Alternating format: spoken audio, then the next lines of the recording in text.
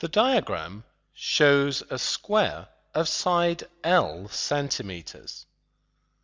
The area of the square is increasing at a rate of 5 centimeters squared per minute. We want to find the rate of increase of the length of a side when L is 10 centimeters. For a square, we know that the area is equal to L squared, and that means that dA dL is equal to 2L. We're told the area of the square is increasing at a rate of 5 centimeters squared per minute. That means that dA dt, the rate that the area is increasing with respect to time, is equal to 5.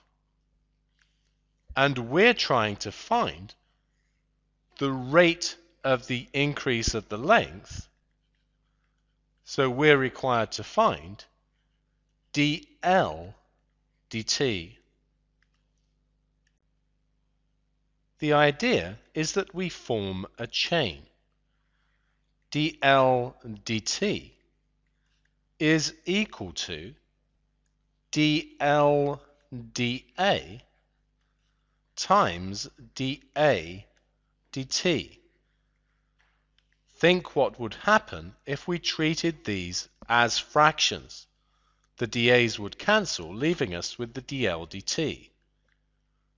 If dA dL is 2L, then dL dA is 1 over 2L, and dA dt is 5, so dL dt is 5 over 2L.